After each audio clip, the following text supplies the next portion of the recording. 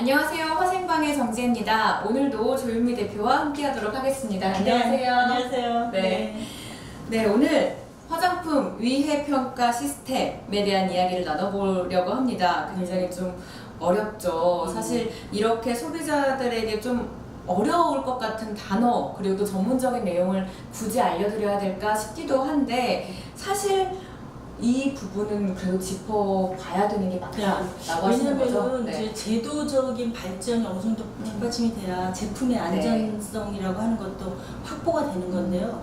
우리나라에는 현재 이제 다양한 안전을 강화하기 위한 여러 사회적인 기관이라든가 법이라든가 제도들이 강화돼서 만들어져 가고 있는데 소비자 안전 부분에 있어서는 사실 발전이 그렇게 크게 가지를 못하고 있어요. 예를 들면은 소비자 안전을 전문적으로 다루는 기관이 현재 없잖아요. 그렇네요. 뭐 예를 들면 일본에서는 소비자청이 있어서 소비자 안전 관련한 일들을 하고 있고요. 미국 같은 경우에는 CPSC라고 그래가지고 제품 안전청이 따로 있어요. 그래서 우리나라에서도 소비자 안전청 내지는 소비자 제품 안전청 이런 조직이 독립돼 있어서 거기에서 소비자 안전과 관련한 문제를 전문적으로 좀 다룰 필요가 있는데 이런 기관 내 설립이라 그럴까요? 그런 것들이 제대로 가고 있지 못해서 그래서 소비자 안전을 어떻게 강화할 것이냐라고 하는 것에 있어서 이런 제도적인 부분들이 굉장히 많이 보완이 될 필요가 있고 그러기 위해서는 우리나라 현재의 안전관리 시스템이 어떻게 되어 있는지 소비자들이 좀 꼼꼼하게 알 필요가 있지 않을까 그래서 어렵지만 그 내용을 좀 준비를 해봤습니다. 일단 우리나라에서는 화장품과 생활화학제품 또 의약외품 등 이렇게 관리하는 이 체계들이 다 다르다고 들었어요. 그래서 이거를 좀 구분을 좀 하는 것부터 시작을 해야 되지 않을까 싶은데요. 앞에서 말씀드린 것처럼 제품 안전을 총괄하는 부처가 따로 없기 때문에 각각 이제 나눠서 하고 있다 이렇게 보시면 될 것 같은데요. 우리가 가장 많이 사용하는 것은 이제 생활화학제품을 들 수가 있잖아요. 예를 들면 뭐 세제류, 그다음에 탈취제, 방향제 이런 거 있죠. 이런 생활화학 제품들은 현재 환경부가 관리하고 있어요. 그래서 법은 그 화학물질 등록과 평가에 관한 법률, 줄여서 우리가 화평법 이렇게 이야기를 하고 있는데 위해 우려 제품이라는 항목에 넣어서 몇몇 그 특정 제품들을 관리하는 그런 방식을 하고 있어요. 또 하나 뭐가 있냐면 의약외품이라고 하는 게 있어요. 의약외품. 의약외품은 식품의약품안전처에서 관리를 하는데 제품을 판매하기 전에 제조할 때 허가를 받아야 돼요. 미리 허가를 받도록 특정한 어떤 품목들을 이제 규정을 해놓은 거예요. 대표적인 게 황사 마스크. 황사 마스크가 의약외품. 의약외품이라고 하는 표시가 되어 있는 제품을 사야 제대로 미세먼지나 황사들을 막을 수 있고요. 일반 마스크는 그 기능이 없는 거예요. 허가를 받지 못한 거예요. 그래서 이제 그런 게 의약외품 있고요. 또 하나는 위생용품이라고 하는 게 있어요. 위생용품. 위생용품은 이제 식약처가 일부 관리하기도 하고 복지부에서 관리하는 부분도 있는데. 복지부요? 예를 들면 식당에서 사용하는 물티슈 같이 돼 있는 거 있죠. 그런 게 우리가 이제 위생용품이에요. 또 하나가 공산품이 있어요. 공산품. 공산품은 산업통상부 산하에 국가기술표준원이라고 있습니다. 거기에서 공산품의 안전관리를 맡아서 하고 있어요. 전기용품하고 일반 공산품. 근데 요새는 사실 공산품인지 또 생활화학 제품인지 헷갈리는 제품들도 굉장히 많이 나오고 있어요. 그래서 부처가 서로 이제 차이가 있고 하기 때문에 같이 정기적으로 어떤 품목을 우리가 어떻게 관리를 할지 하는 것들을 논의하는 그런 이제 협의 과정을 계속적으로 이제 갖추고 있습니다. 근데 핵심적으로 문제는 뭐냐면 그 의약외품도 이러이러한 것들은 신고해서 허가를 받고 판매해라고 따로 규정을 해놓은 거고. 그리고 생활화학 제품도 우리가 관리하는 위해 우려 제품은 이러이러한 거야라고 따로 몇몇을 지정을 해놓는 거예요. 그러니까 이도저도 아닌 제품들이 계속 생기는 거죠. 이제 우리 소비자 단체들은 항상 주장하기를 모든 종류의 소비자 제품을 총괄해서 관리하는 관리 체계를 만들어야 되고 그것을 전담하는 부처가 필요하다라고 하는 주장을 이제 계속 하고 있는 겁니다. 그렇게 되면은 우리 화장품도 조금은 더 안전하고 좀 쓸 수 있겠죠. 그렇죠. 그래서 화장품은 보통 기능성 화장품의 경우에는 식품의약품 안전처가 대부분 이제 미국 같은 경우도 관리를 하고 있고요.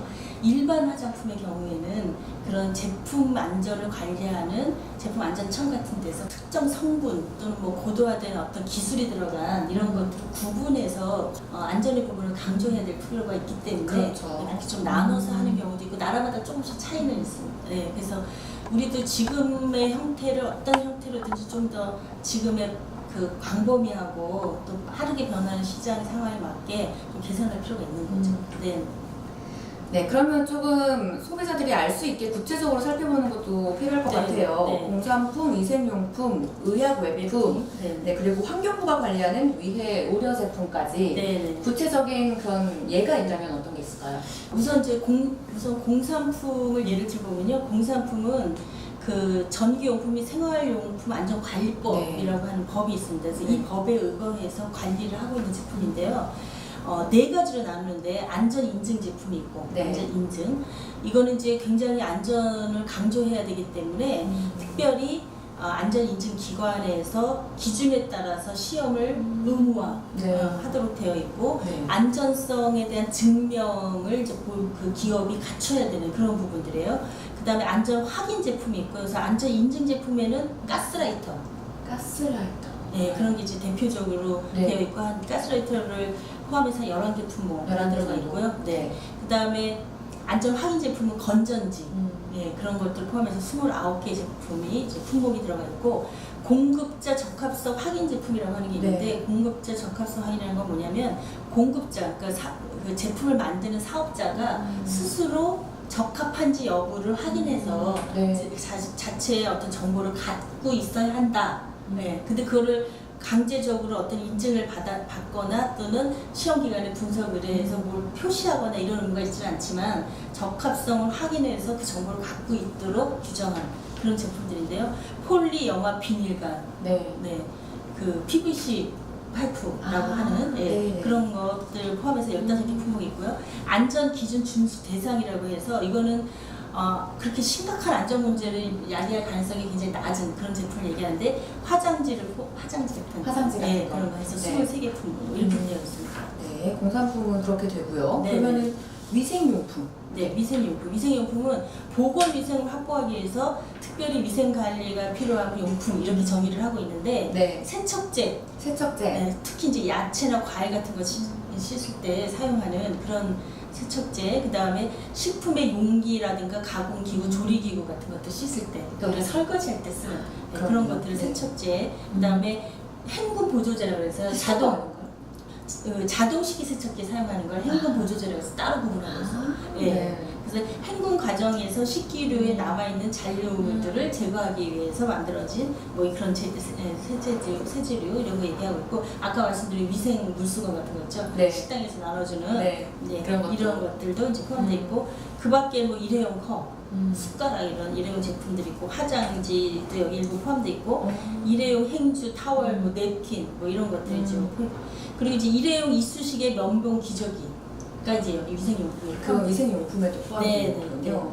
그래서 이 위생용품들의 이제 안전관리는 어떤 것들은 이제 복지부가 관여하는 부분도 있고 이제 식약처가 관여하는 부분도 있고 여러 부처들이 좀 약간 혼재되어 있어서 관리들을 하고 있는데 현재는 대부분 특히 이제 뭐 중금속이라든가 현강 증맥제 이런 이슈들이 좀 있었잖아요. 그래서 식약처에서 이에 대한 시험 방법이나 기준들을 설정해서 관리를 하고 있다 이렇게 보시면 됩니다.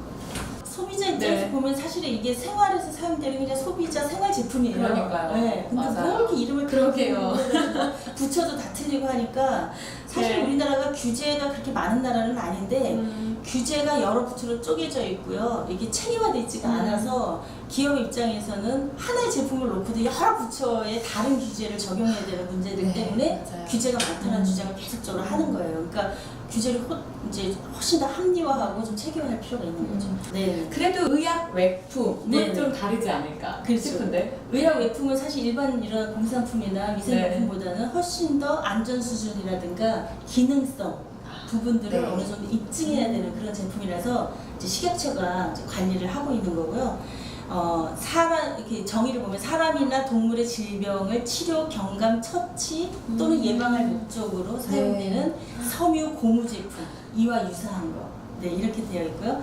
그다음에 두 번째는 인체 작용이 약하거나 또는 직접 작용하지는 않는 기구들. 뭐 이런 것들을 얘기하고 있고요. 그 다음에 감염병 예방을 위해서 살균, 살충 목적으로 사용하는 것들인데 예를 들면 뭐 홈매트. 네네, 이런 것들이 그 안에는 살충제 성분이 들어있잖아요. 네, 그렇죠. 그래서 이제 의약외품으로 안전관리를 하도록 이렇게 되어 있다, 이렇게 보시면 될 것 같아요. 말씀드렸죠. 뭐 항사 마스크, 이런 게 대표적인 그런 의약외품이다, 이렇게 보시면 될 것 같아요. 굉장히 품목이 많습니다. 제가 몇 가지만 구분을 해볼게요. 생리대들이 이제 들어있고, 안대, 꺼주, 탈지면, 반창고 이런 것들이 다 의약외품이고요. 치약류, 그다음에 구충 청량제, 가글 같은 이렇게 말해야 되나요? 네. 구충 청량제, 이제 가글 같은 그런 종류고요. 치아 미백제 이런 것도 외품이에요. 네. 그다음에 의치 같은 거 소독하는 거 이런 거. 그다음에 치태나 뭐 설태 이런 거 염색제 뭐 또 일시적인 치아 염색제, 휴대용 공기 제품. 이게 그 소비자 TV에서 한번 이거 다룬 적 있었어요. 맞아요. 그래서 아무도 관리하는 데가 없는데 캔 같은 데다가 공기를 담아가지고 입에 들이마시게 하는 산소 마스크. 네, 피톤치드 넣었다고 돼 있어요. 근데 피톤치드도 약간의 살균 성분이거든요. 그래서 그거를 식약처도 관리를 안 하고, 저희 환경부도 관리를 안 하고, 산업통상부도 관리를 안 하고, 그 소비자들은 사서 쓰고 이렇게 된 거예요. 그러니까요. 그래서 이제 회의를 해가지고 이게 의약외품으로 들어가서 제품을 만들기 전에 식약처의 허가를 받아서 이제 안전성에 대한 것들을 증명해야 되는 그런 제품이 됐습니다. 그 다음에 뭐 아까 말씀드린 살충제, 살서제, 살균 소독제 뭐 이런 것들 다 들어있고요. 네, 그래서 의약외품이 의외로 굉장히 광범위합니다. 그래서 반드시 이런 종류의 제품을 살 때는 의약외품이라고 하는 마크가 옆에 적혀 있거든요. 그래서 그걸 확인해야지 이런 식약처의 안전관리를 통과한 제품이다라고 믿고 살 수 있는 겁니다. 그 최근에 그런 SNS를 통해서 다이어트 보조제 이런 것들도 굉장히 많이 판매되고 있잖아요. 맞아요. 그런 것들도 의약외품 다이어트 보조되지 않을까요? 다이어트 보조제 같은 경우에는 건강기능식품의 체중 조절용 조제식품으로 이제 구분이 되어 있는데 그러려면 건강기능식품의 허가 절차를 밟아서 이게 진짜 이제 체중 조절에 도움이 되는지에 대한 것들을 증명을 해야 되는데 그런 걸 제대로 하지 않고 그러면서 다이어트에 도움이 된다고 이야기를 하고 싶은 그런 제품에 붙이는 말이 바로 다이어트 보조제 이런 제품이에요. 그래서 정확하게 이게 건강기능식품인지 체중 조절용 조제식품이라고 하는 표기가 정확하게 있는지를 확인하고 사셔야 속지 않고 제대로 된 제품을 살 수 있다. 그렇게 보시면 될 것 같아요. 네. 사실 제가 굉장히 관심이 많은데 이걸 막상 구매까지 하려고 하면 할 때마다 좀 뭔가 찝찝한 느낌이 있더라고요. 그렇죠. 그래서 어쨌든 그 체중 조절용 조제식품으로서 건강기능식품 마크가 있는 제품이 기능성의 인정을 식약처로부터 받은 제품이다. 이렇게 이해를 하시면 정확할 것 같아요. 오늘 위해평가 시스템 관련해서 이야기를 나눴는데 사실 한 회 하기에는 너무 내용이 또 많고 짚어야 할 부분이 많아서 다음 시간에도 한번 이어서 짚어보도록 하겠습니다. 그러면 다음 회가 또 기대가 되신다면 좋아요, 구독 많이 눌러주세요. 그럼 다음에 뵙겠습니다. 안녕.